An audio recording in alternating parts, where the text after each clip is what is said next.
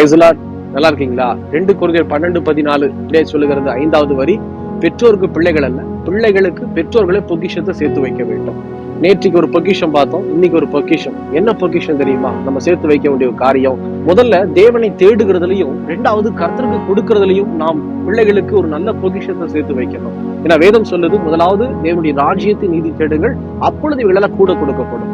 நம்ம தேவ ராஜ்யம் என்பது, ரீதி என்பது கர்த்தர் கொடுக்கிற கட்டளையும் வாக்குத்தத்தம். அடுத்தது தேவாலயம். கர்த்தருடைய ஆலயத்துல நம்ம கடந்து போறோமா, இல்ல ஆன்லைன்ல சர்வீஸ் பாக்குறேன்னு சொல்லி உட்கார்றோமா? மொபைல் போனை நம்ம நோண்டிட்டே இருந்தோம், லேப்டாப் நோண்டிட்டே இருக்கிறோம், சர்வீஸ் ஆன்லைன்ல பாத்துக்கிறேன் அப்படின்னா பிள்ளைகளும் அதே தான் செய்வாங்க. தேவனுக்கு கொடுக்க வேண்டிய நேரத்தை நம்ம கொடுத்தே ஆகணும், கன்னத்தை கொடுத்தே ஆகணும். அதை விட்டுட்டு காணிக்கையை கொடுத்து நம்ம ஆண்டவரை ஏமாற்ற முடியாது. அடுத்ததுதான், அடுத்த பட்சம் தான் காணிக்கை.